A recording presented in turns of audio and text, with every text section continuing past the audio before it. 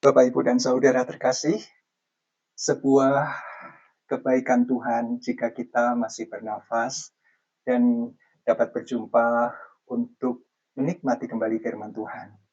Sungguh kerinduan saya adalah kita bisa menikmatinya, bukan sekadar belajar untuk memberikan pemahaman atau pengetahuan, tetapi sungguh-sungguh ini adalah sebuah keindahan, sukacita. Kita gembira ketika mendapatkan harta yang tersembunyi yang ada di dalam setiap nats Alkitab. Mari kita berdoa. Keindahan yang Tuhan berikan kepada kami, selalu Tuhan perbarui setiap pagi.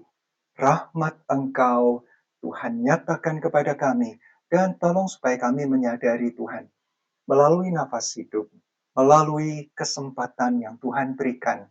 Dan ketika Tuhan menyatakan kehendak, menyatakan pribadi Engkau melalui firman Tuhan, Alkitab yang kami miliki, Tuhan, kami rindu menggali, mengenal Engkau lebih akrab lagi. Terima kasih, Tuhan pun senang sesuai dengan kehendak Engkau, Tuhan. Kami mengutamakan Engkau. Ini doa kami, memohon hikmat dan pertolongan Tuhan sepanjang kami belajar firman Engkau. Di dalam nama Tuhan Yesus kami berdoa. Amin. Kita melanjutkan Hakim-Hakim pasal 4. Di pasal 1, 2, dan 3 kita sudah melihat bagaimana ada siklus. Ya, siklus ini berputar, berulang lagi. Nah, di pasal 4 ayat 1, setelah Ehud mati. Dan ini Ehud adalah hakim yang kita tahu, kita sudah bahas saat-saat yang lalu adalah dia seorang yang kidal, yang tidak tidak biasa, tidak lumrah, dan itu yang tidak diduga. Dari keunikan dia ini, Tuhan memakai dia untuk mengalahkan musuh yang telah memperbudak bangsa Israel pada saat itu. Nah, pada saat hakim itu mati, orang Israel melakukan apa yang jahat di mata Tuhan. Mulai lagi. Ketika ada hakim, dan ketika hakim itu sudah berjaya melakukan kehendak Tuhan, menaklukkan musuh, Israel hidup di dalam zona nyaman lagi. Ini yang berbahaya. Ketika zona nyaman itu tidak dihargai sebagai anugerah Tuhan, sebagai karunia yang Tuhan berikan, supaya kita punya waktu yang tepat untuk melakukan banyak hal yang menyenangkan hati Tuhan. Apa yang Tuhan mau. Jadi kenyamanan itu bukanlah sebenarnya kenyamanan yang membuat kita jauh dari Tuhan. Tetapi dengan ketentraman, dengan damai, situasi damai, sejahtera yang Tuhan berikan, kita semakin bersemangat melayani Tuhan. Semakin Tuhan disenangkan melalui karya kita, kata-kata, sikap kita, perhatian kita kepada orang lain yang membutuhkan, dan kabar baik yang kita nyatakan melalui kesaksian verbal maupun non-verbal, dengan kata-kata maupun dengan sikap perilaku kita. Itu sungguh-sungguh yang Tuhan mau dalam kehidupan kita. Dan itulah yang membuat kita berada di dalam kenyamanan Tuhan. Bukan kenyamanan pribadi ego untuk memuaskan. Nah, ini ketika kita memanjakan diri. Oh, semuanya baik-baik saja. Inilah saat me time.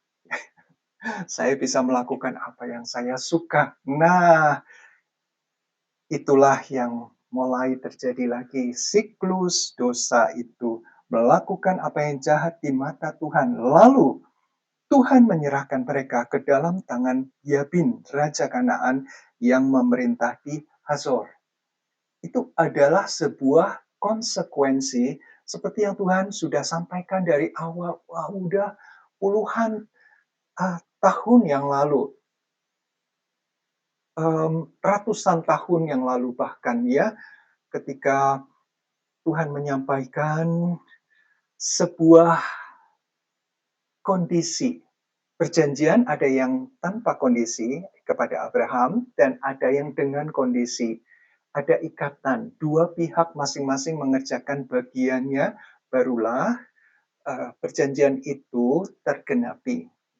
Ketika manusia, umat yang Tuhan sudah buat perjanjian itu menarik diri dan melakukan apa yang dia mau dan tidak mempedulikan Tuhan, bahkan dikatakan memberontak kepada Tuhan, melakukan yang jahat di mata Tuhan, maka Tuhan akan menurunkan apa yang Tuhan sudah sampaikan, yaitu kutuk. Dan inilah yang terjadi, mereka diserahkan ke tangan Yabin, orang raja Kanaan yang kuat, yang sekaligus kejam. Panglima tentaranya ialah Sisera, yang diam di Haroset Hagoyim. Lalu orang Israel berseru kepada Tuhan, sebab Sisera mempunyai 900 kereta besi dan 20 tahun lamanya ia menindas orang Israel dengan keras. Karena kekerasan hati orang Israel, memberontak kepada Tuhan, ingin menikmati kenyamanan diri sendiri dan tidak mempedulikan Tuhan yang sudah memberikan kemenangan, memberikan kenyamanan itu tanah yang penuh dengan susu dan madu, dan mereka menikmati itu, mereka berfoya-foya dengan kesenangan pribadi, dengan apa yang mereka mau, mereka lakukan, menurut apa yang mereka pandang baik di mata mereka, mereka lakukan. Dan itu tidak baik di mata Tuhan. Sehingga Tuhan menyerahkan mereka pada orang yang kejam dengan keras menindas dan 20 tahun. Bukan masa yang pendek. Sungguh-sungguh mereka menderita. 900 kereta besi, ini orang yang Yapin, orang dari utara ya, Kanaan itu utara. Filistin, Samgar di Hakim sebelumnya, itu Filistin di bagian selatan. Nah, ini di bagian utara kerajaannya dan mereka mempunyai tank yang andal, yang dengan teknologi yang tinggi pada saat itu, mereka bisa melintas dengan cepat dan tanpa gangguan karena besi itu salah satu logam yang dipakai yang diakui kekuatannya, ya, kuat, keras, tahan banting. Maka palu atau apa itu dibuat dari besi karena mempunyai kekerasan yang di atas yang lain, aluminium, perunggu, atau ya apalagi timah dan seterusnya.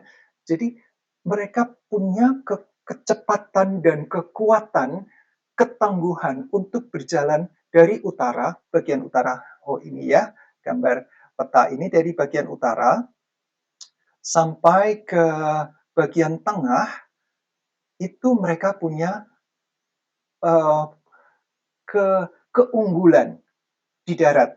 Ya, ini daratan semua ya. Mereka punya kekuatan yang tidak tertandingi karena orang Israel tidak punya teknologi perang militer yang seperti itu. Dan mungkin dengan kereta yang berat itu, namun dengan cepat mereka bergerak sekuat kudanya, jadi hanya ganti kuda, mereka bisa lanjut terus perjalanan itu jarak jauh dengan kecepatan tinggi. Mungkin mereka melindas, mereka melakukan tindakan-tindakan yang memang menyatakan mereka berkuasa. Dan itu kita tahu orang-orang Kanaan adalah orang-orang yang kejam, bahkan dengan keluarga sendiri. Anak-anak mereka persembahkan kepada dewa. Wanita itu adalah properti, adalah benda, milik yang bisa diperlakukan semaunya. Jadi kita tahu bahwa dengan bangsa mereka sendiri, mereka tidak menghargai kehidupan atau peduli kepada kesejahteraan orang lain, apalagi kepada bangsa yang mereka taklukkan, yaitu orang Yahudi, orang Israel pada saat itu. Nah, ketika sudah di dalam penindasan yang sedemikian rupa, di ayat yang keempat, pada waktu itu, Deborah. Deborah artinya adalah lebah, jenis lebah madu. Ada juga yang akar kata dari Deborah itu bisa dikatakan dabar, itu adalah untuk berkata-kata. Sedangkan lebah, lebah madu itu juga makna yang bagus sekali ya dari seorang yang bernama Deborah. Deborah itu adalah bahasa Ibrani, nama Ibrani, sedangkan dalam bahasa Yunaninya lebah madu itu adalah Melisa. Jadi kalau ada yang bernama Deborah itu artinya lebah madu. Sedangkan Melisa itu di dalam bahasa Yunani juga artinya lebah madu. Nama-nama yang bagus ya, karena menghasilkan sesuatu yang manis, yang uh, um, bangsa yang punya koloni yang kuat, yang erat, yang saling mengisi, masing-masing punya peran yang luar biasa dan menghasilkan sesuatu yang berguna sekali, tetapi tidak boleh dibuat main karena mereka punya senjata yang siap untuk melukai, menyakiti musuh-musuhnya, membela sarangnya, ratunya. Jadi Deborah itu seorang nabiah. Nabiah ada nabi laki-laki, nabiah perempuan adalah seorang yang diutus Tuhan untuk menyampaikan firman Tuhan. Jadi dari Tuhan melalui nabi dan nabiah, laki-laki perempuan, tidak banyak nabiah yang muncul di dalam Alkitab, menyampaikan, menyuarakan, karena Tuhan tidak langsung berbicara dari langit atau melalui patung atau apa. Tuhan tidak mau berbicara dengan benda-benda mati, melalui benda-benda yang mati. Itu nanti menjadi dewa, jadi simbol sesembahan. Tuhan tidak mau. Tuhan pakai orang-orang yang Tuhan pilih, yang memang mempunyai ke komunikasi yang baik dengan Tuhan. Hati yang menyerah sepenuh. Tuhan mau apa? Siap, utus saya Tuhan. Nah, di Alkitab, di awal ada Miriam yang disebut Nabiah. Kemudian ini Deborah. Kemudian ada Hulda di dua raja-raja. Kemudian di Perjanjian Baru ada seorang yang dikatakan di Perjanjian Baru ya. Di awal kisah kelahiran Yesus ketika dipersembahkan. Ini karena bayi Yesus adalah anak dari Yusuf dan Maria yang pertama. Jadi anak pertama, anak sulung itu adalah milik Tuhan. Yesus dibawa masih bayi beberapa hari, dibawa ke bait suci untuk dipersembahkan. Nah, di sana ada Opa Simeon yang mengucap syukur. Wah, usianya panjang hanya untuk menunggu momen di mana dia bisa menggendong bayi Yesus. Kemudian dia sampaikan nubuat. Nah, setelah Simeon, Opa bertemulah dengan Oma Hana. Nabiah disebutkan di situ. Oh, betapa berbahagia Nabiah Hana itu. Dia sudah mendedikasikan hidupnya di bait suci. Siang malam dia tinggal di situ, berpuasa setiap hari. Berjumpa dengan Sang Mesias. Masih bayi, tetapi itu dikatakan di Lukas pasal 2, betapa indah dia menikmati sekali momen itu.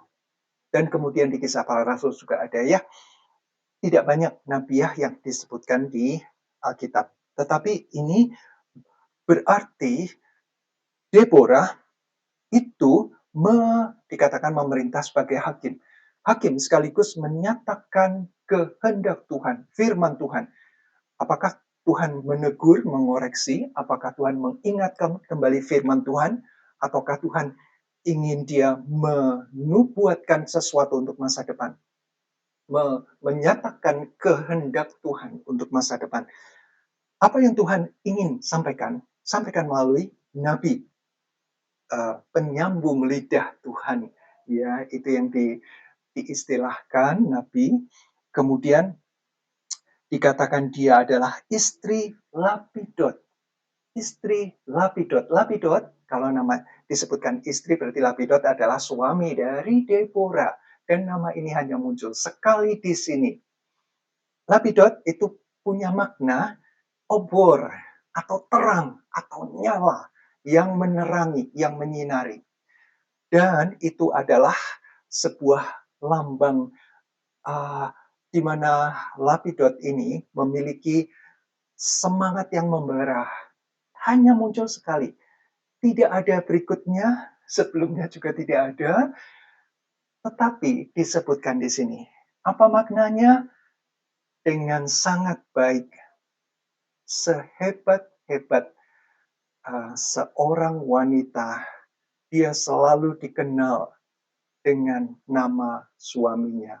Lapidot mungkin tidak sehebat, Tuhan tidak menggunakan Lapidot untuk hal-hal yang kemudian diceritakan di dalam firman Tuhan, di dalam sejarah, tetapi tetaplah istri itu ada di bawah otoritas suami.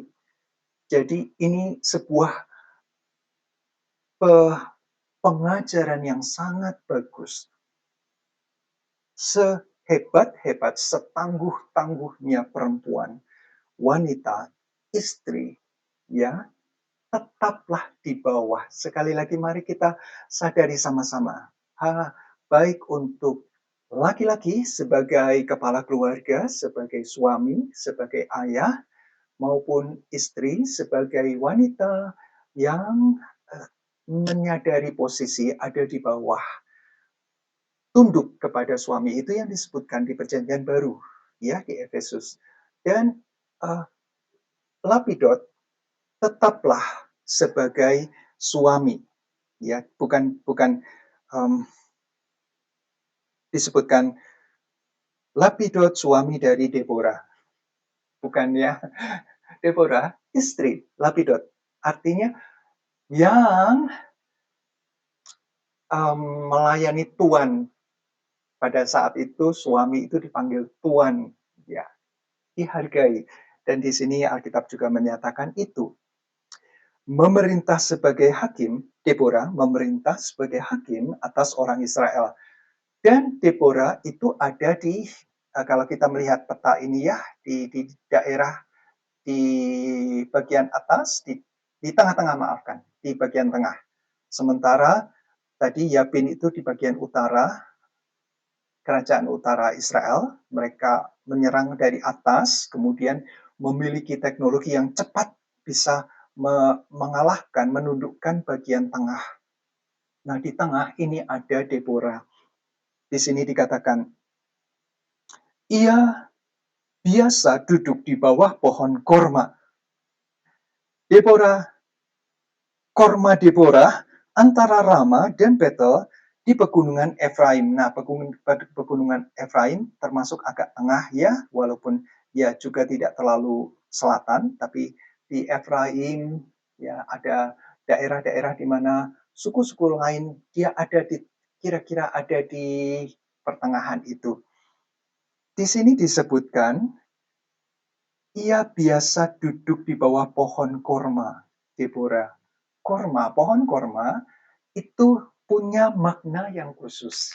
Ya, pemazmur di dalam Mazmur 92 ayat 13 sampai 16 mengatakan demikian. Orang benar akan bertunas seperti pohon korma. Orang benar diilustrasikan seperti pohon korma. Akan tumbuh subur seperti pohon aras di Lebanon. Jadi pohon korma yang penuh, yang menghasilkan buah-buah yang istimewa, dan seperti pohon aras yang menghasilkan kayu yang sangat istimewa.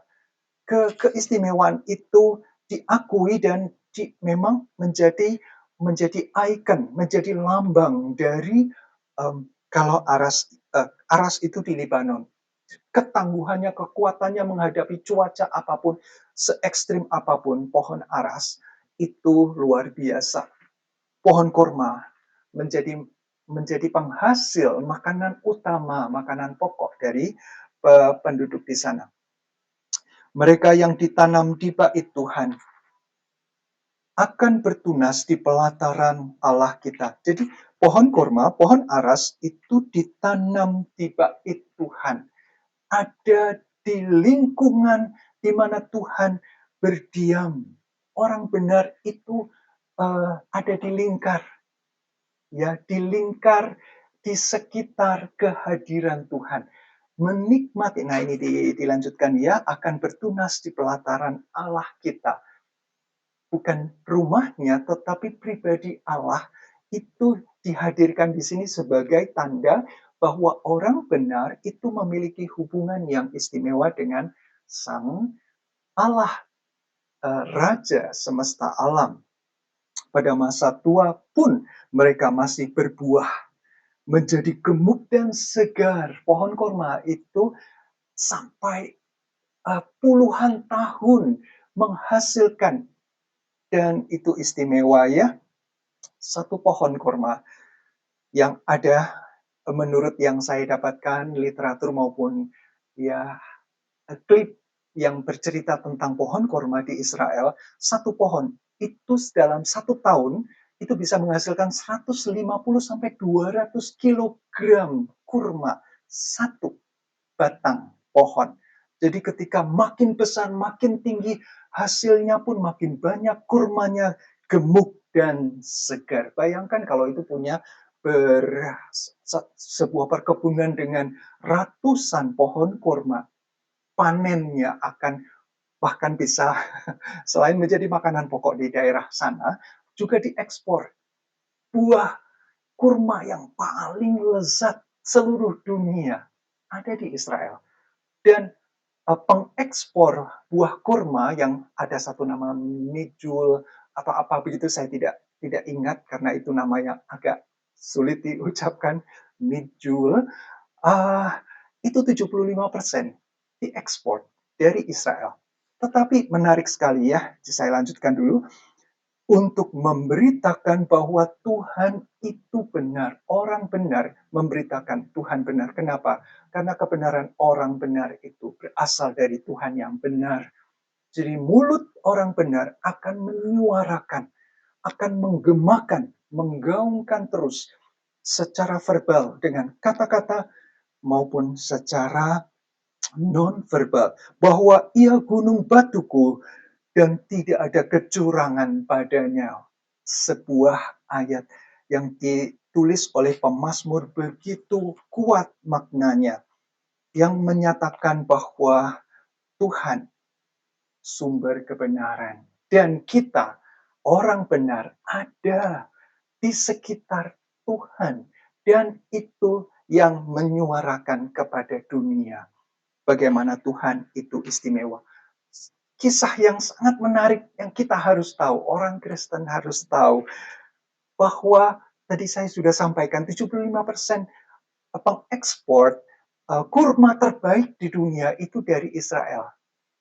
Asalnya pada saat ya itu Israel bahkan tidak punya pohon kurma. Daripada sejak zaman Tuhan Yesus 2000 tahun lebih, 2000 tahun sebelum ini, itu pohon kurma seperti yang dijanjikan oleh Tuhan kepada Abraham dalam perjanjiannya, dan akhirnya digenapi di zaman Yosua, di mana mereka, orang Israel, masuk ke dalam tanah yang penuh susu dari peternakan mereka, karena itu tempat yang begitu permai. Jadi ternak mereka kambing, domba, sapi, lebih banyak kambing domba, ya, untuk susu itu diambil. Mereka hidup dengan sangat nyaman, jadi menghasilkan susu yang berlimpah. Madu juga bukanlah madu yang dari lebah. Walaupun lebah ada di sana, tetapi madu di sini adalah madu yang adalah sari, jus dari pohon kurma. Pohon kurma itu sangat manis, itu yang disebutkan kurma kualitas yang terbaik ada di Israel pada zaman. Namun sejak tahun 70, di mana terjadi Roma, pas kekuasaan Romawi itu menjajah bangsa Israel, orang-orang Yahudi, mereka tidak mau, mereka menolak. Nah, orang prajurit Roma itu membumi hanguskan ladang-ladang, termasuk kurma di sana. Dan mereka masih sisa orang-orang yang bersembunyi, akhirnya tidak mau tunduk, tetapi mereka juga kalah dari segi jumlah maupun dari teknologi militer. Mereka akhirnya melarikan diri di sebuah tempat yang dinamakan Masada, dan itu ada legenda dari sana, legenda Masada. Mereka tidak mau menyerah. Ini orang-orang Selot, ya, orang-orang yang mempunyai rasa nasionalismenya tinggi sekali, garis keras nih. Jadi mereka tidak mau tunduk, memang mereka lari karena diserang terus, dan mereka membangun tempat yang ada di atas. Itu ada tempat yang naik ke atas, dan kemudian mereka menimbun makanan di sana. Mereka bertahan. Orang prajurit Romawi akhirnya membuat markas di sekitar lokasi itu dengan pengepungan, dengan strategi. Suatu ketika orang Yahudi yang ada di atas sana, Masada itu, pasti akan kehabisan makanan, pasti, dan mereka akan turun, mereka akan menyerah, sementara benteng-benteng mereka, perkemahan itu diperkuat dengan persenjataan untuk naik. Suatu momen mereka akan menyerbu naik ke atas dan membumi hanguskan atau menjadikan mereka budak. Karena itu adalah orang-orang yang tangguh, para pahlawan di sana dengan keluarganya. Orang-orang Yahudi di atas sana, mereka pada satu titik mereka tidak mendapatkan harapan lagi. Mereka tetap tidak mau menyerah. Rasa kebersatuan mereka tidak mau, kebanggaan nasionalisme mereka mencegah mereka untuk menjadi budak. Jadi menurut Yosefus, seorang sejarawan dari Yahudi, menuliskan akhirnya mereka ada orang-orang tertentu yang diperintahkan, mereka sudah siap, kami tidak akan takluk, jadi lebih baik kami mati dengan pedang sendiri. Tidak akan takluk kepada musuh yang menyembah dewa-dewi. Jadi mereka mempertahankan iman mereka, mereka mempertahankan kebanggaan atas sebagai umat pilihan.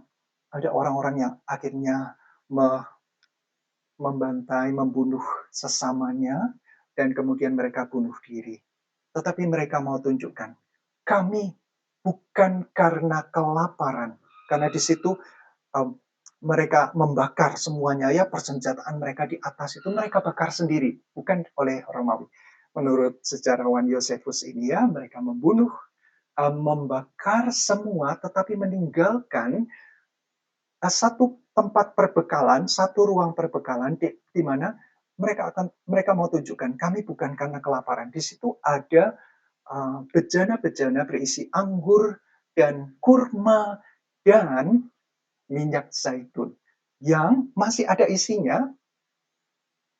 Mereka mengakhiri hidup mereka dengan itu, bagian yang tidak mereka bakar, mereka mau sampaikan. Dan 2000 tahun berikutnya, sejak itu tidak ada lagi pohon kurma di sana. Orang Israel akhirnya mengimpor buah biji-bijian itu, dan dikelola itu dari California. Sedangkan California sendiri dapatnya dari Maroko. Daerah Maroko penghasil kurma pada saat itu, kemudian ditanam di California, Amerika, kemudian ditanam di Israel dan pohon korma ya yang kualitas terbaik itu dapatnya dari situ. Tetapi Maroko sendiri akhirnya kehilangan sumber daya itu karena kering dan seterusnya, tetapi orang Israel pada tahun 2000-an, ekskavasi di Masada itu menemukan bejana-bejana yang berisi biji kurma. Kurmanya pasti sudah rusak, sudah habis dagingnya, yang gemuk, yang subur itu udah habis, tinggal biji-bijian.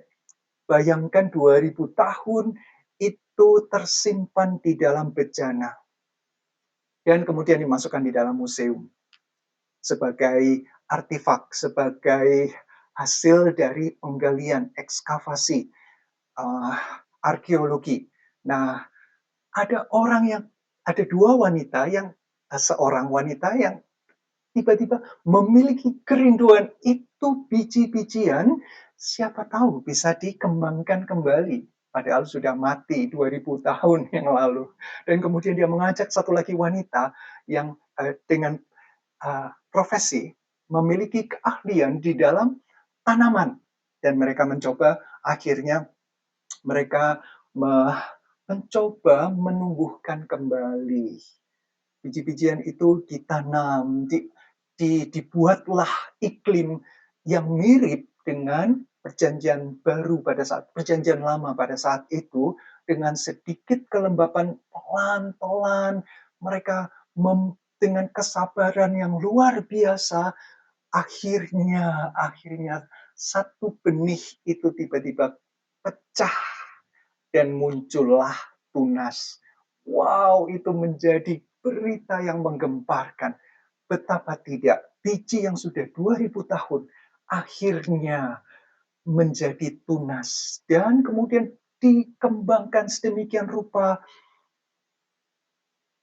tanaman itu, akhirnya ketika berbunga, diketahui bahwa ini jenis tanaman yang laki-laki, ya, jantan.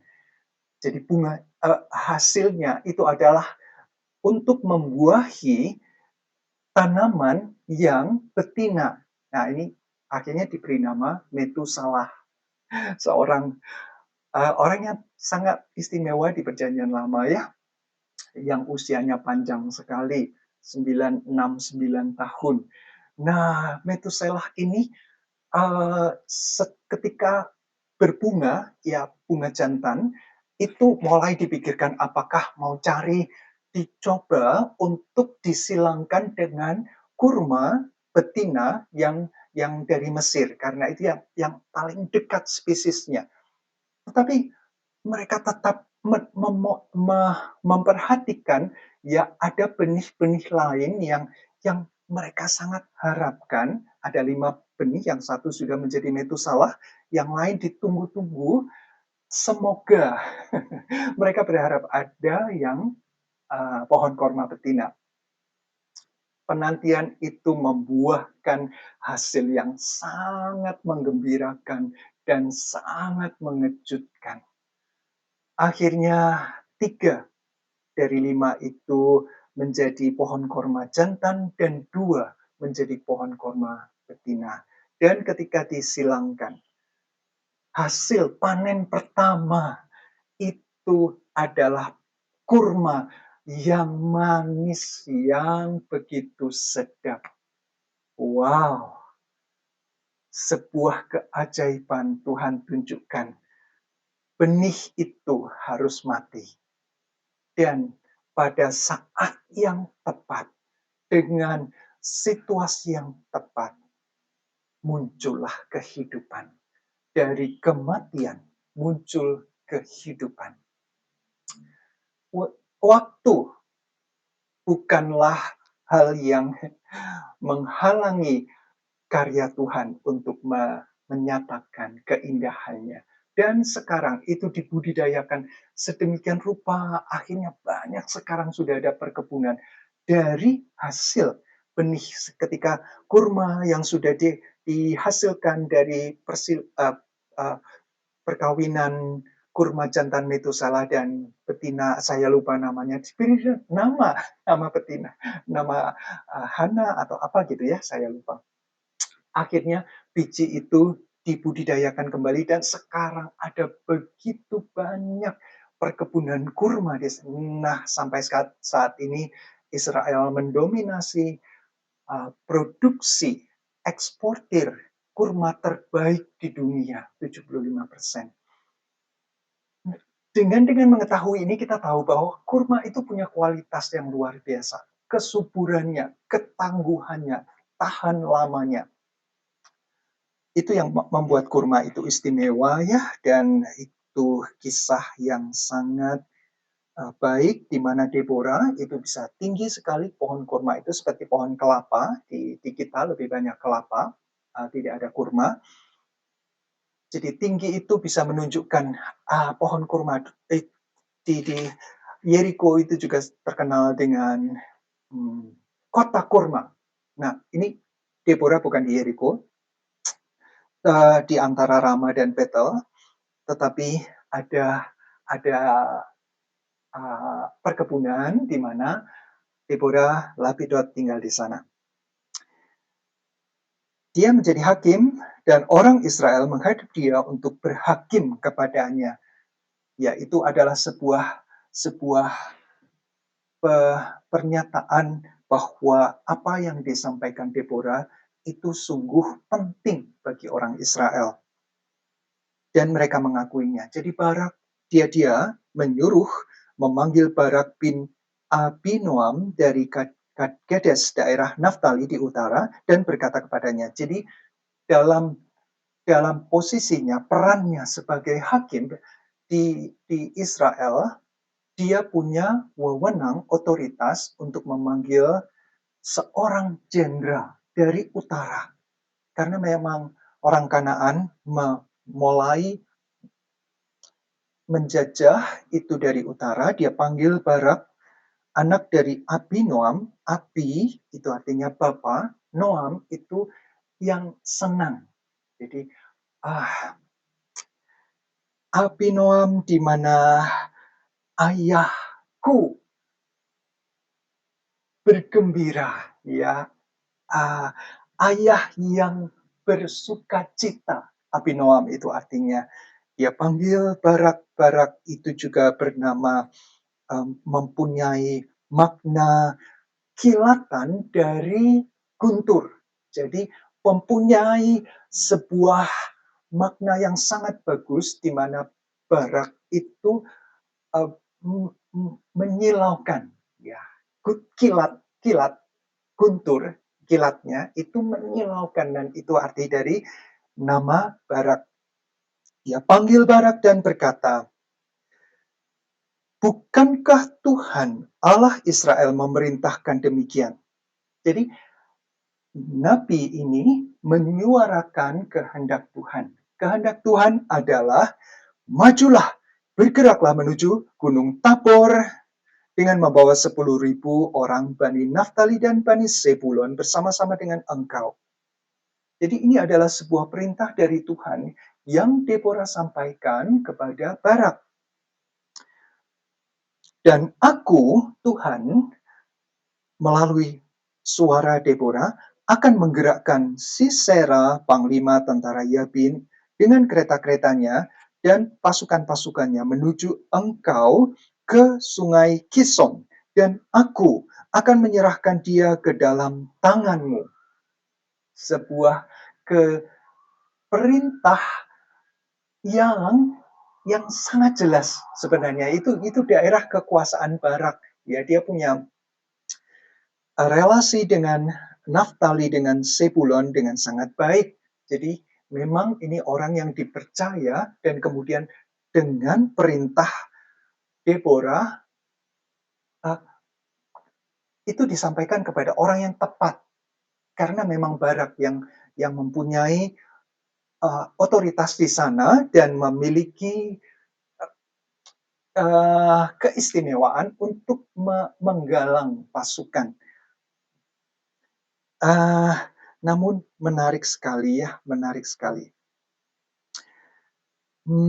Walaupun sudah dikatakan oleh Deborah bahwa Tuhan yang memerintahkan dan Tuhan sudah menyatakan, "Aku akan menyerahkan dia," Sisera itu ya, eee, jenderal dari Raja Yabin orang Kanaan, "ke dalam tanganmu."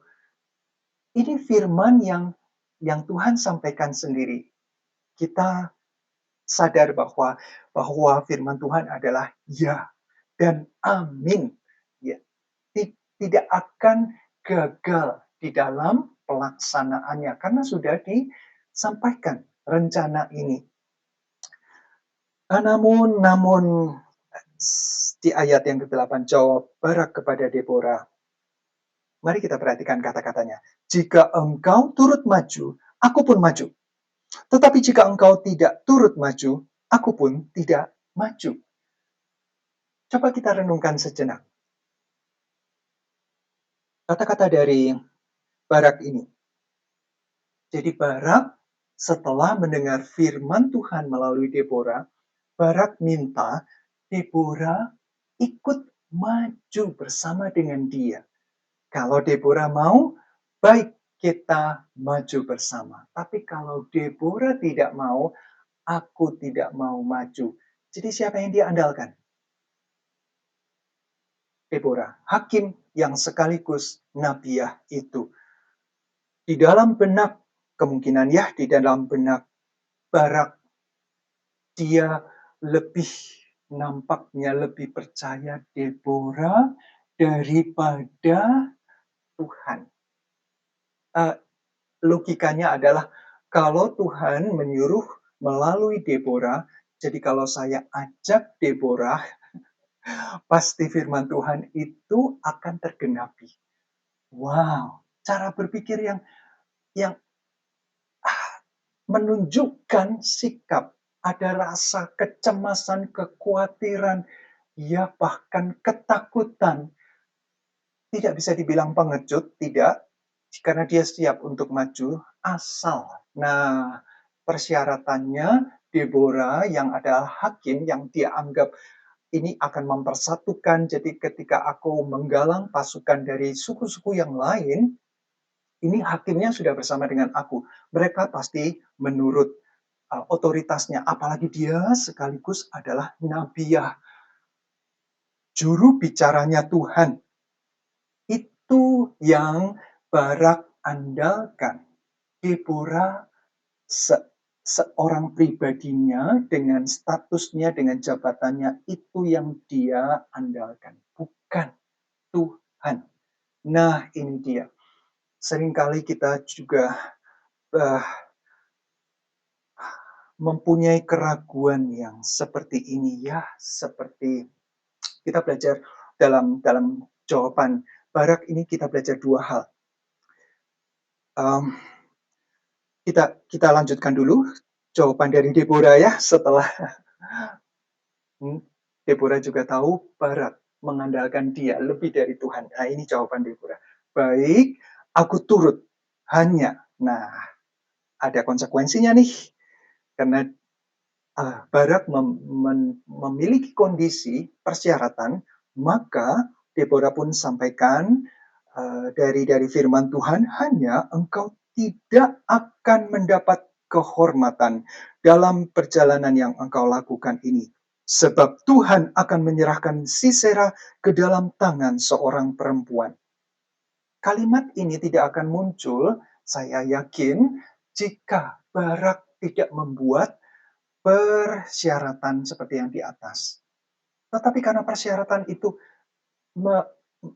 ia menunjukkan bahwa dia memiliki kekhawatiran dan ketakutan, kurang memiliki kepercayaan penuh kepada Tuhan yang memerintahkan, padahal kata-kata Tuhan itu pasti digenapi. Tidak pernah Tuhan tidak menggenapi janjinya.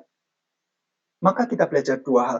Kalau Tuhan punya rencana, dan kalau rencana itu disampaikan pada seseorang, orang itu mau atau tidak, Tuhan akan tetap melanjutkan rencananya, kehendaknya. Dengan dia ataupun dengan orang lain. Tanpa dia maksudnya. Tuhan menggunakan orang lain. Dua, manusia mempunyai kehendak bebas untuk menyatakan, "Ya Tuhan, ini aku, utuslah aku." Seperti Yesaya ketika dia di dalam Yesaya 6 ayat 8. Tetapi manusia juga punya kehendak bebas untuk mengatakan, dengan persyaratan, dengan alibi, dengan argumentasi, "Wah, ini tidak sesuai dengan rencana saya Tuhan. Maafkan, tidak sekarang." Atau, "Tuhan, saya sedang nyaman Tuhan. Saya tidak ingin kehilangan kenyamanan saya. Aduh, saya ingin menikmati apa yang sudah saya kerjakan. Tuhan kali ini tidak, nanti saja." Atau, "Tuhan pilih orang lain. Ini aku Tuhan, utuslah orang lain." Ya. Tetapi rencana Tuhan tetap berjalan dengan atau tanpa kita. Seandainya Tuhan menyatakan, memberikan amanat agung kepada kita, "Pergi jadikan semua bangsa muridku. Baptislah mereka dalam nama Bapa, Anak, dan Roh Kudus. Dan ajarlah mereka melakukan segala sesuatu yang telah aku ajarkan kepadamu. Dan ketahuilah aku menyertai kamu sampai kesudahan alam." Itu perintah kepada saya, kepada kita. Kita bisa bilang, "Oh Tuhan, sebentar ya, saya belum belum suasana hati saya belum pas." Nah, amanat itu akan tetap Tuhan laksanakan dengan atau tanpa kita. Kalau kita menunda, kita lari seperti Yunus melarikan diri dari tugas yang Tuhan sampaikan, maka kita kehilangan berkat, bahkan kita akan mengalami sesuatu didikan, ya disiplin dari Tuhan, karena kita sebagai anak yang tidak patuh kepada Sang Bapa, kepada kita hamba yang tidak patuh kepada Tuhan.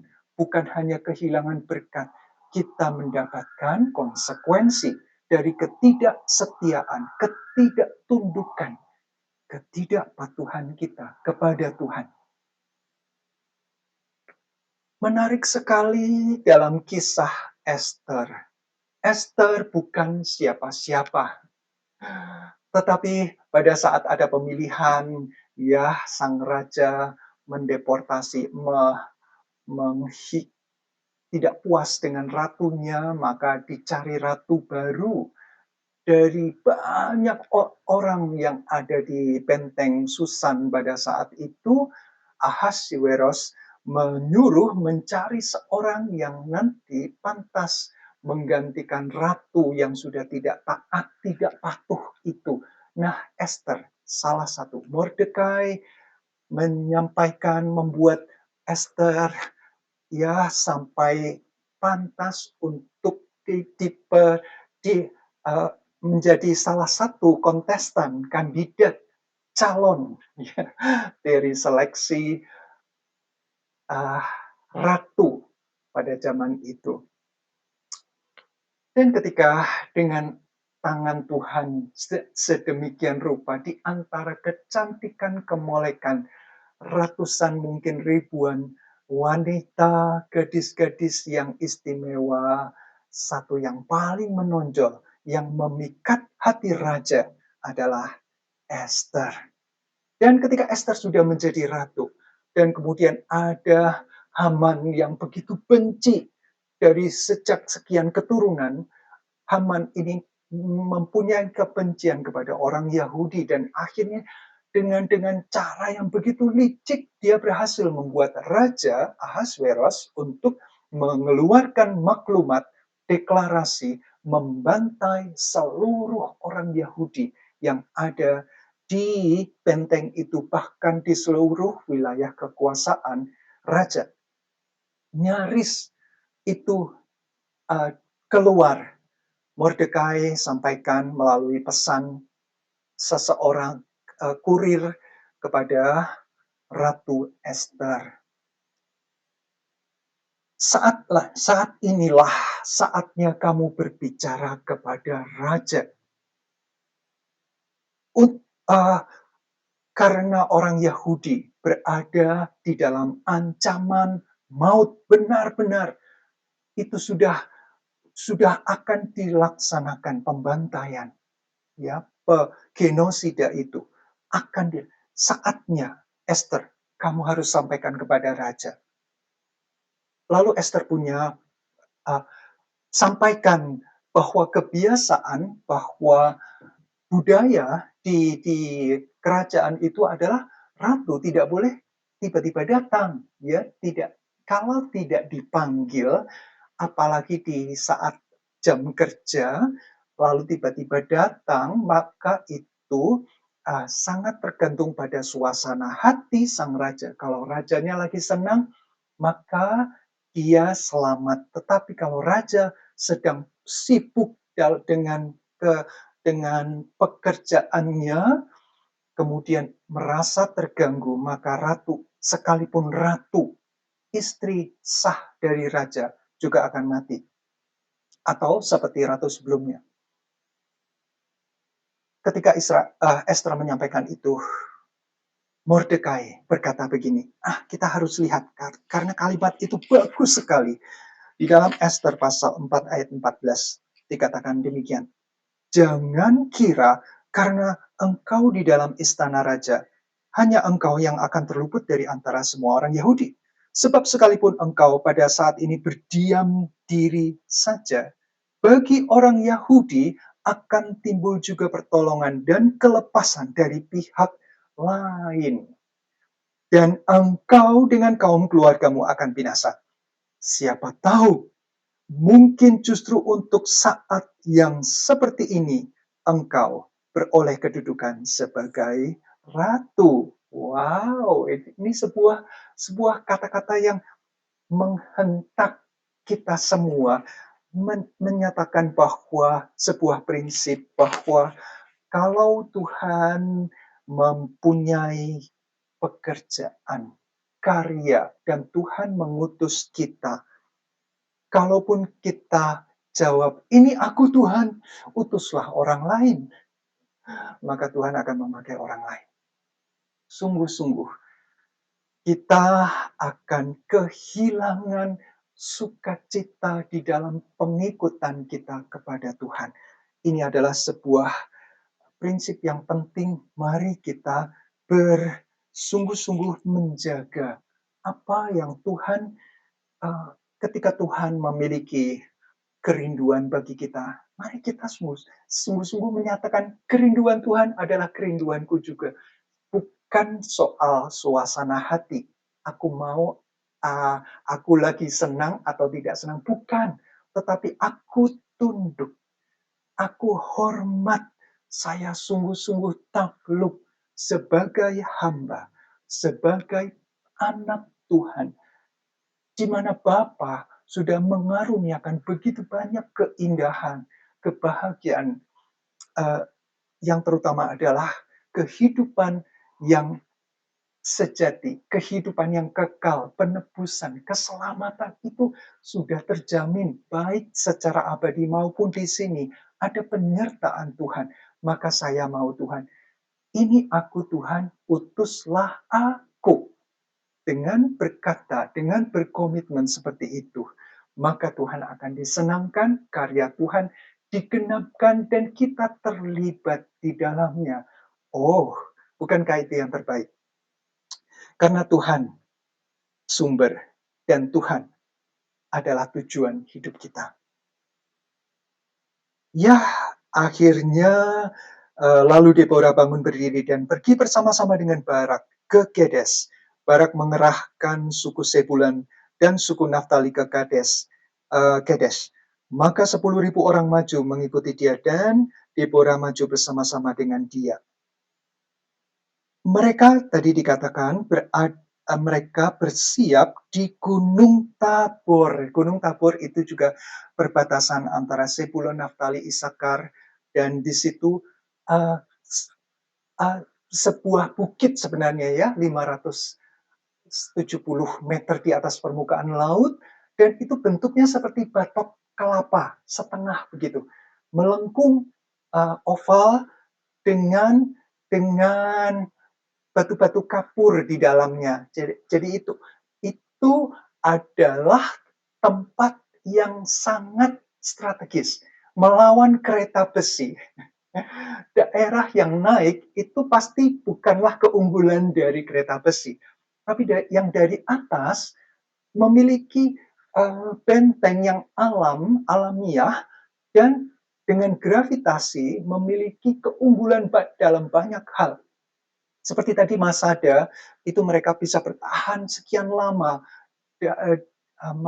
bertahan dari pengepungan orang Romawi tahun awal tahun setelah zaman Tuhan Yesus. Nah, ini juga sekian ribu tahun sebelumnya, Gunung Tabor itu juga menjadi perlindungan alami. Jadi ketika Barak dengan 10.000 orang dari suku Naftali dan Zebulon berada di atas, maka mereka punya keunggulan yang sangat besar. Dari atas, apakah batu, panah, tombak, itu memiliki jangkauan yang lebih jauh, dengan akhirnya kecepatan bertambah karena ada gravitasi. Percepatan itu ya,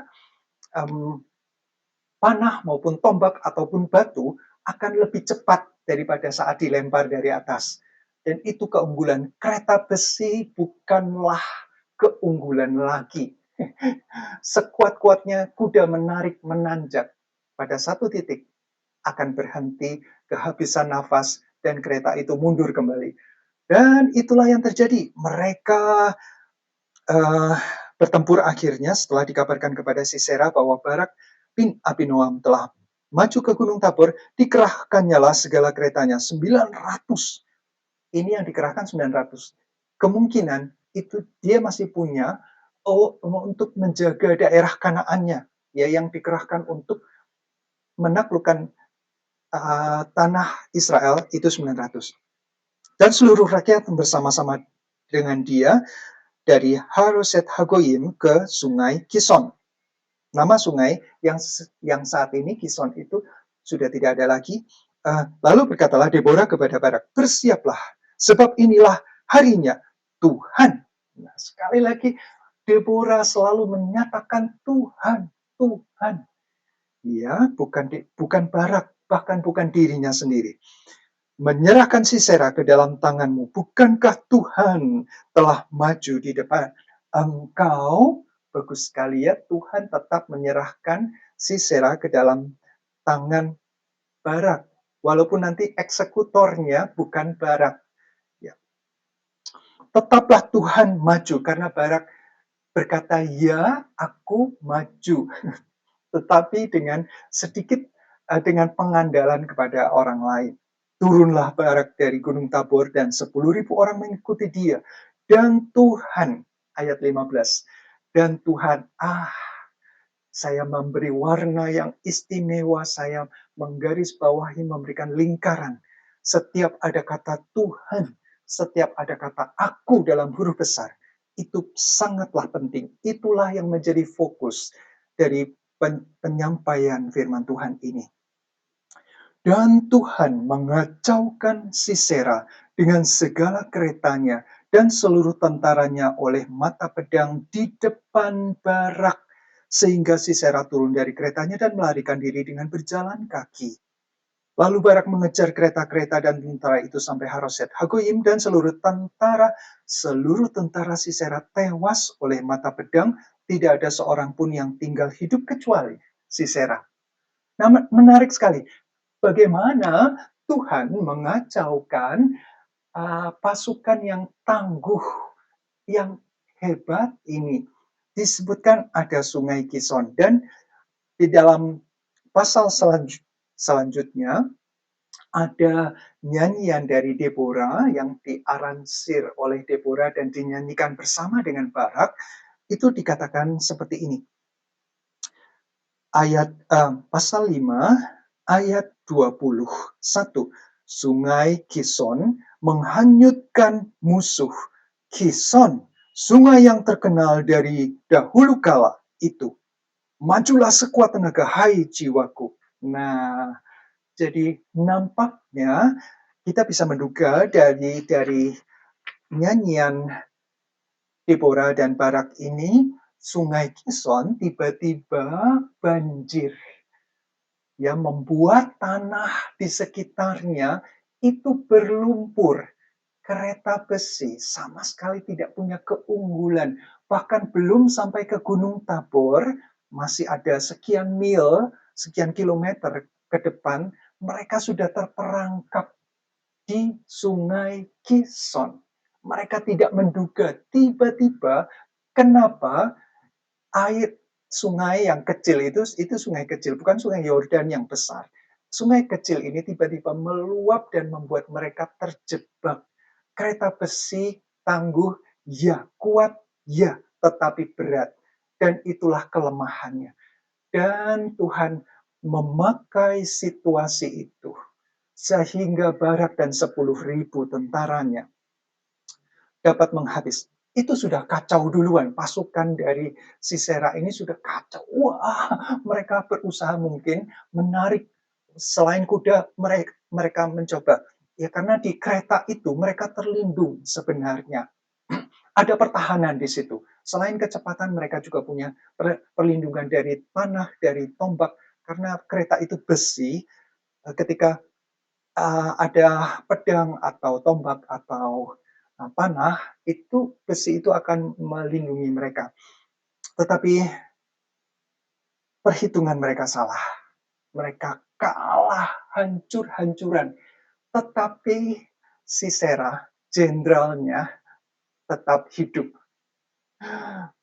Kemenangan seseorang atau sebuah pihak adalah ketika rajanya atau ketika pimpinan dari musuhnya dikalahkan. Bukan anak buahnya, bukan. Jadi ketika panglimanya sudah kalah, sudah ditaklukkan, sudah dibunuh atau dijadikan tawanan, semua menyerah. Ini kebalikannya. Barak akhirnya dengan kemauannya untuk memenuhi kehendak Tuhan, tetapi dengan syarat sehingga dia kehilangan justru panglimanya lolos dari tangannya. Dia kejar tuh.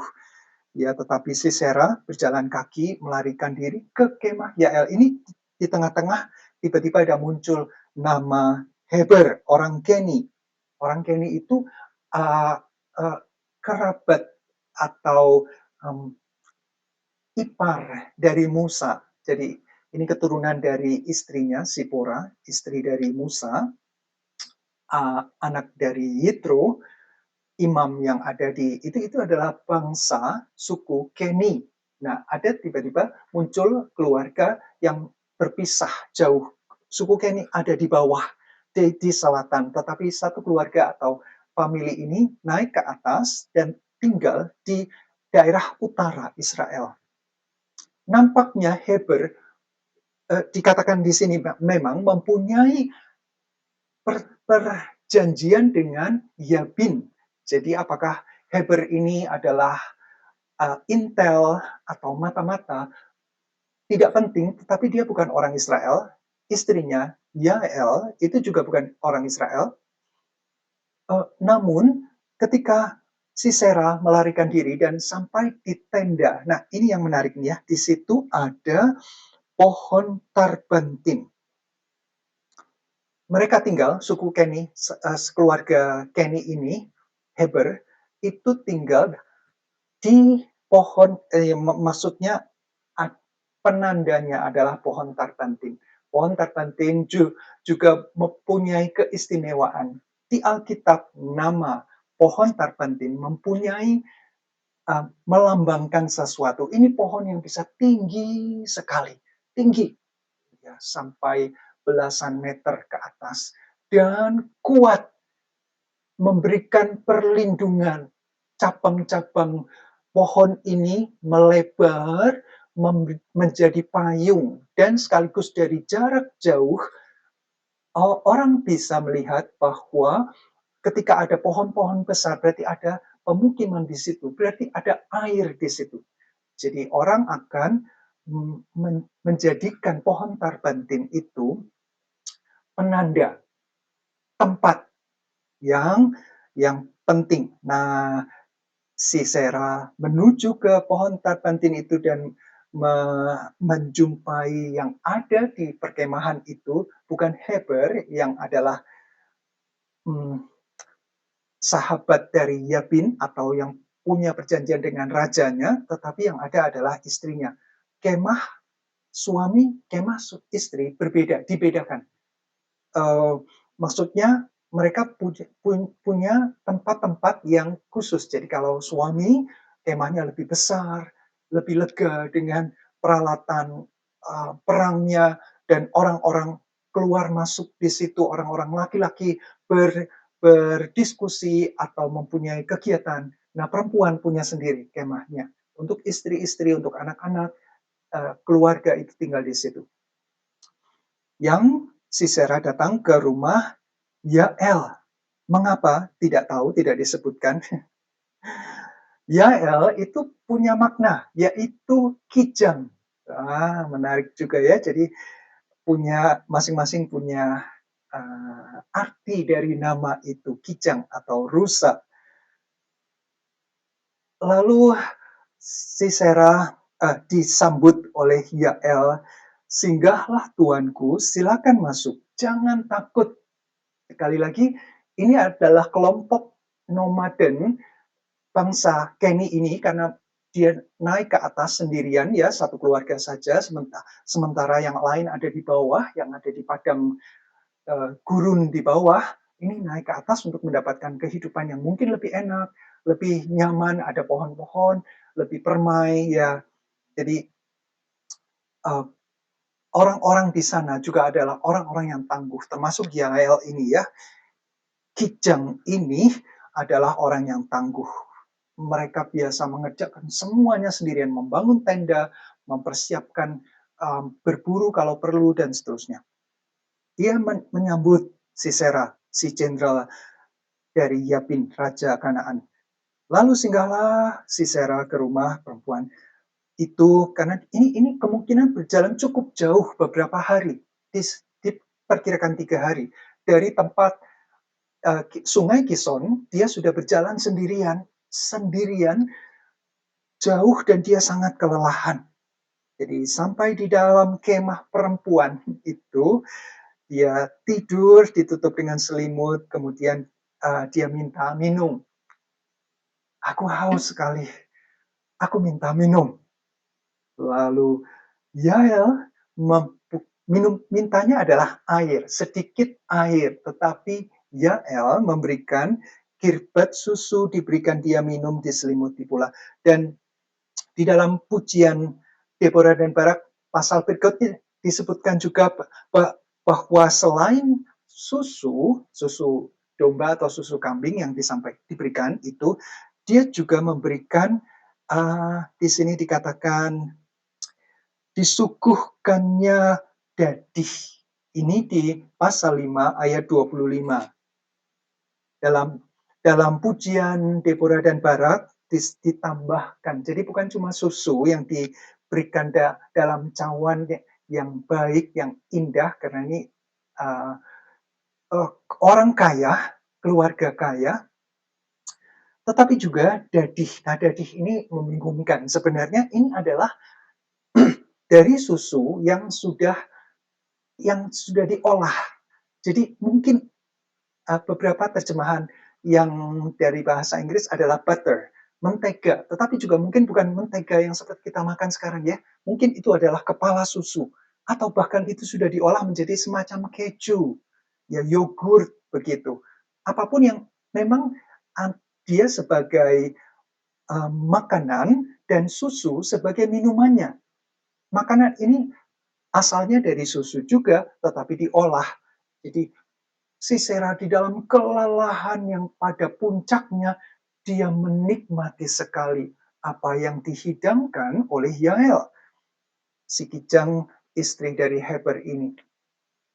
Ketika dia sudah puas, bukan cuma sekedar air yang dia minta, tetapi diberikan sesuatu yang sangat memuaskan. Dahaga dan kelaparan dia. Lalu dia tidur ditutup lagi oleh Yael dengan selimut. Lalu, disuruh ya, Sisera menyuruh si Yael untuk berdiri di depan pintu kemah. Jika ada orang datang, berkata, tidak ada orang di sini. Karena ini kemah perempuan, ya, tidak ada. Lalu Yael, lalu Sisera tidur, ditutup selimut oleh Yael, kemudian Yael istri Heber mengambil patok kemah, ini patok ya, paku yang untuk tali dari kemah supaya kemahnya berdiri dengan tiang, kemudian supaya uh, memiliki bentuk, maka paku ini cukup panjang karena itu daerah berpasir, bukan tanah yang seperti kita, walaupun ada tanahnya.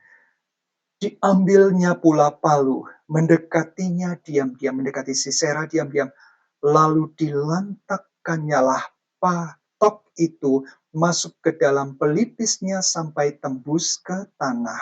Sebab ia telah tertidur nyenyak karena lelahnya, maka matilah orang itu.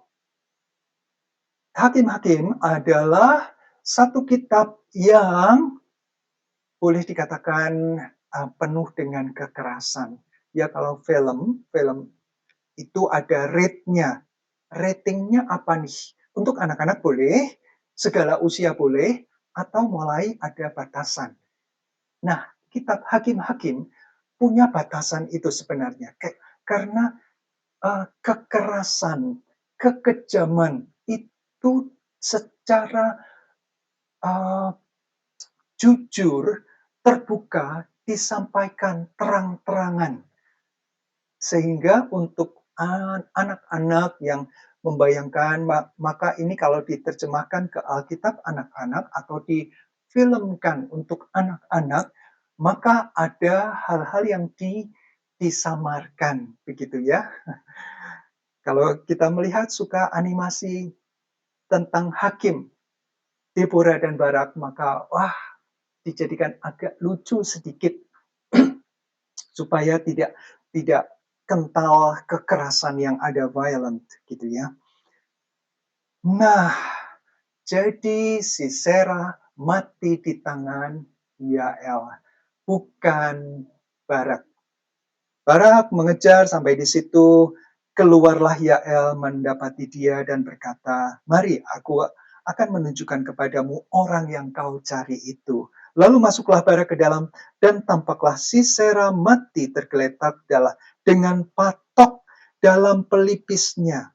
Ya, ini pelipis memang bagian dari tengkorak yang lunak dibandingkan bagian yang lain, tetapi tetaplah dibutuhkan kekuatan untuk bisa menembus kedua pelipis itu sampai masuk ke tanah. Jadi Yael adalah wanita perkasa. Demikianlah Allah. Saya memberi lingkaran di kata Allah pada hari itu menundukkan Yabin, Raja Kanaan di depan orang Israel. Dan kekuasaan orang Israel makin keras menekan Yabin, Raja Kanaan, sampai mereka melenyapkan Yabin, Raja Kanaan itu. Ini kita bisa menikmati sebuah segmen dari hakim-hakim yang walaupun ada kekerasan di situ, wow, wanita.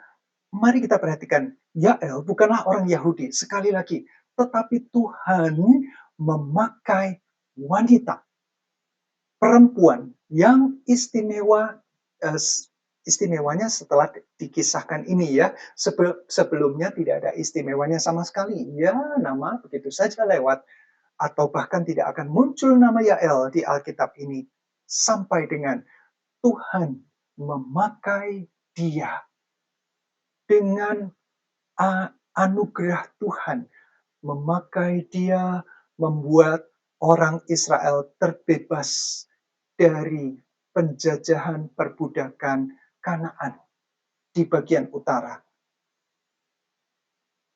Yael tidak ada firman yang datang kepada dia dan dia berkata, ini aku Tuhan, utuslah aku, tidak ada. Tetapi dia dengan tuntunan, dengan anugerah Tuhan, dia melakukan apa yang Tuhan mau. Istimewa sekali bagian firman Tuhan ini. Pasal 5 adalah nyanyian Deborah yang dinyanyikan bersahut-sahutan. Nampaknya begitu karena ada bagian yang masuk ke dalam, kemudian ada itu satu bagian uh, mungkin bergantian bersahut-sahutan dengan Barak, dan kemudian ada unison kor di mana mereka menyanyikan bersama seperti Musa ketika dia di akhir hidupnya dia menaikkan pujian dan itu dijadikan pujian nasional oleh orang Israel. Ini juga begitu. Pada hari itu bernyanyilah Deborah dan Barak bin Abinoam. Demikian. Karena pahlawan-pahlawan di Israel siap berperang, karena bangsa itu menawarkan dirinya dengan sukarela. Pujilah Tuhan. Dengarlah, hai raja-raja. Pasanglah telingamu, hai pemuka-pemuka. Ini dikatakan kepada raja-raja bangsa lain. Karena di Israel tidak ada raja pada saat itu. Belum. Jadi disampaikan ke seluruh dunia. Raja, pemuka, pembesar, pejabat tinggi. Dengar ya, aku mau bernyanyi bagi Tuhan, bermazmur bagi Tuhan Allah Israel. Tuhan, ketika engkau bergerak dari Seir, ketika engkau melangkah maju dari daerah Edom, bergoncanglah bumi, tirislah juga langit dan awan tirislah airnya. Gunung-gunung yakni Sinai bergoyang di hadapan Tuhan, di hadapan Tuhan Allah Israel. Jadi ini adalah sebuah pengagungan yang disampaikan secara terbuka, internasional. Tuhan orang Israel, Allah orang Israel adalah Allah yang perkasa, yang tanpa tanding. Nah, itu dimaklumkan, disiarkan. Kemudian dikatakan pada zaman Samgar. Nama ini baru 2 kali muncul dan hanya 2. Di pasal 3 terakhir dan pasal 5, Deborah mengambil nama itu sebagai hakim dalam zaman Yael. Nah, Yael muncul lagi. Jadi nama ini muncul 2 kali di pasal 4 dan di pasal 5 sebagai tanda bahwa Tuhan memakai. Samgar kita masih ingat ya, petani yang hanya pegang tongkat untuk memacu kerbau. Dan dengan tongkat itu dia mengalahkan 600 orang pahlawan Filistin. Orang sederhana yang Tuhan pakai. Ketika dia berkata, ya aku mau ini aku Tuhan, pakailah aku. Yael juga begitu. Bukan siapa-siapa, hanya seorang istri. Tetapi dia mau melakukan apa yang Tuhan kehendaki. Dan seterusnya, nah di pasal 5 ayat 8, inilah mulainya, inilah mengapa mereka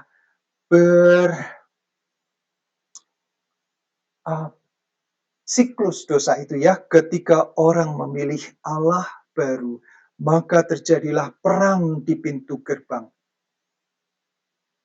Itu yang dikatakan betapa ketika orang meninggalkan Allah yang hidup, maka ada berbagai bencana, kecelakaan, kesulitan, pergumulan yang tak habis-habis dan bahkan akan semakin berat ketika meninggalkan Tuhan yang benar, memilih Allah yang baru.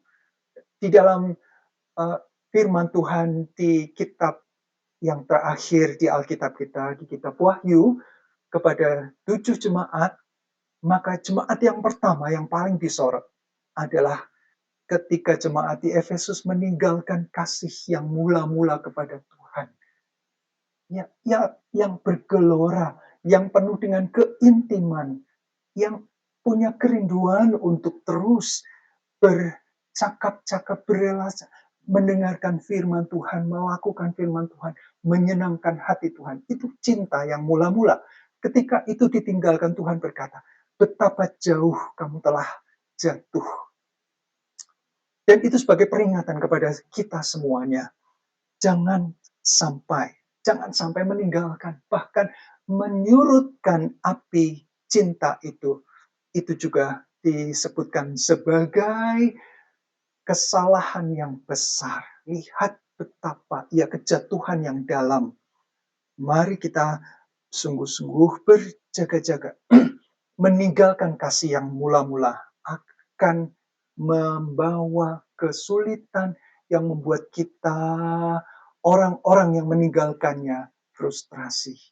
Tekanan itu akan mulai meretakkan dan bahkan mulai bisa sedikit demi sedikit menghancurkan kita sampai satu satu uh, keadaan tidak tertanggungkan lagi, depresi, sudah mau meninggalkan segala-galanya.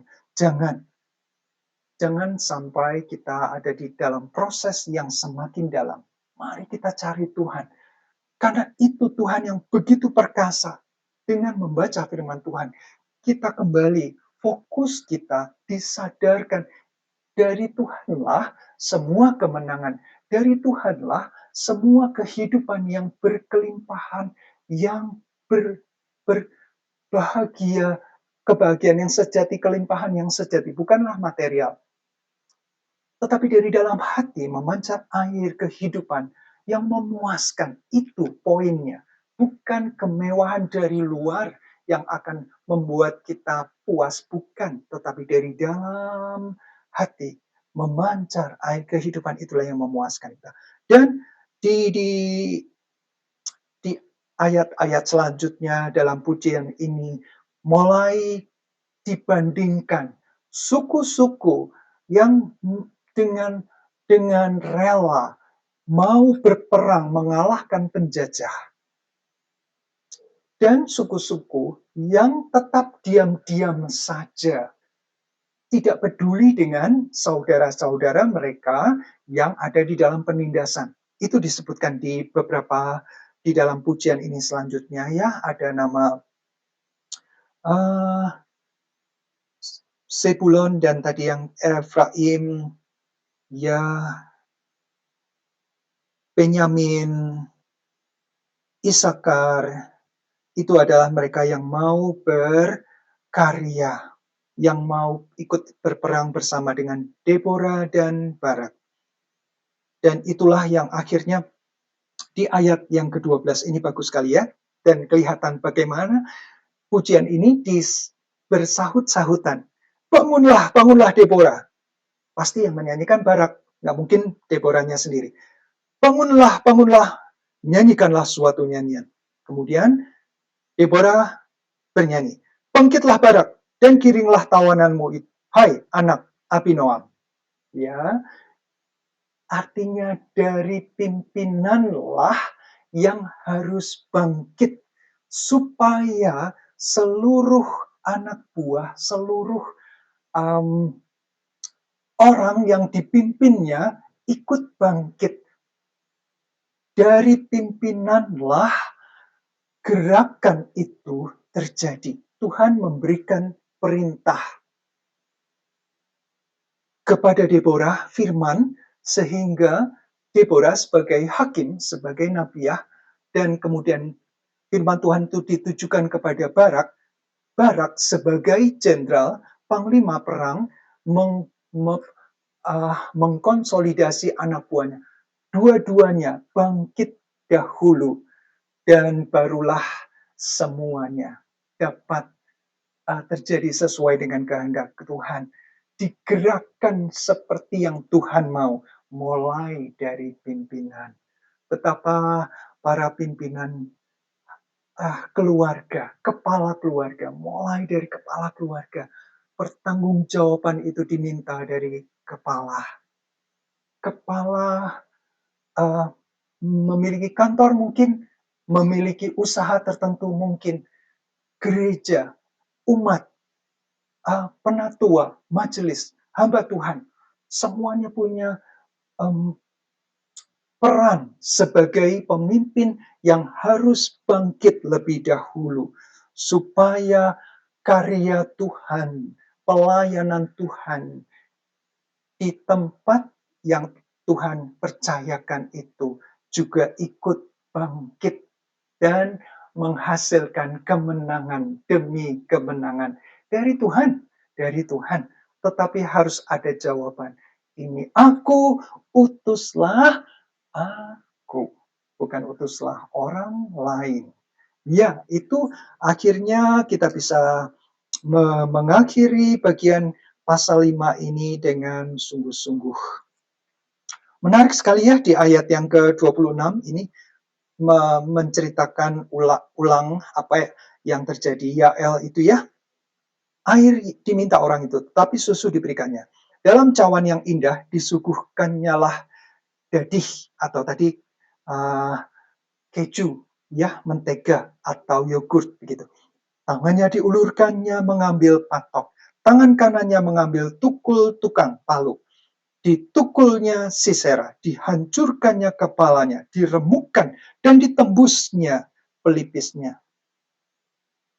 Ratednya ini ratingnya agak tinggi ya. Jadi ketika Sisera merasa sudah aman, nyaman, dia di sana di tenda di bawah pohon besar tarbantin, diselimuti oleh istri dari orang kepercayaan rajanya. Ketika dia merasa nyaman, ketika dia tertidur dengan nyenyak, matilah dia. Dengan satu pukulan, Yael, si wanita perkasa ini, menembuskan paku itu, membuat dia mati. Mari kita berhati-hati dengan keadaan yang nyaman. Jangan kita mencari kenyamanan. Ya, kalau Tuhan memberikan keadaan yang nyaman, mari kita pakai kesempatan itu untuk semakin mempersiapkan diri untuk menyampaikan kabar baik Tuhan. Terakhir ditutup dengan megah sekali nyanyian ini. Demikianlah akan binasa segala musuhmu, ya Tuhan. Tetapi orang yang mengasihinya bagaikan matahari terbit dalam kemegahannya. Wow, ini kor, penutup. Kalau ini koda, dinyanyikan berulang-ulang untuk meneguhkan pesan yang ada dalam satu nyanyian panjang di pasal 5 ini. Buatlah keputusan yang sadar. Mau menjadi musuhnya Tuhan yang akan dibinasakan, dihancurkan? Atau menjadi orang yang dikasihi, yang mengasihi, di mana ada cahaya, di mana ada terang, kehangatan kasih Tuhan, di mana ada pemeliharaan, di mana ada kemenangan demi kemenangan. Lalu amanlah negeri itu 40 tahun lamanya. Bapak, Ibu, dan Saudara, kita mengakhiri bagian ini dengan kuat sekali. Membuat kita menutup dengan puji-pujian. Dengan hati yang berbinar-binar. Bangga pada Allah Tuhan kita. Bapa di surga, Engkau sangat mulia. Bapa, terima kasih untuk firman yang indah Tuhan berikan kepada kami. Kalau kami pada masa ini dalam kenyamanan Tuhan, tolong supaya Tuhan getarkan hati kami. Dan Tuhan, buatlah kami memilih yang benar, yaitu melakukan kehendak Tuhan dengan patuh, dengan setia. Sebagai pengikut Engkau, sebagai anak Engkau Tuhan, sebagai hamba Engkau, kami melakukan dengan penuh kesungguhan. Dan kami rindu menyenangkan Engkau Tuhan, menggembirakan Engkau, karena Engkau senantiasa menyatakan kasih setia Engkau, kemenangan Engkau bagi kami Tuhan, damai sejahtera Engkau, keselamatan yang abadi Tuhan sudah jamin berikan atas kami, sehingga kami juga akan memberikan yang terbaik bagi Engkau. Kami semua yang mencintai sabda Engkau Tuhan, kami akan melakukan apa yang Tuhan mau dengan penuh sukacita, memberikan kemuliaan hanya bagi Engkau. Di dalam nama Tuhan Yesus kami berdoa. Amin. Menarik, nama Barak muncul di dalam Ibrani pasal 11. Bukan Yael, tapi Barak. Tetap ada kontribusi Barak di situ. Mari kita berkontribusi juga. Bapak, Ibu, dan Saudara, Tuhan memberkati.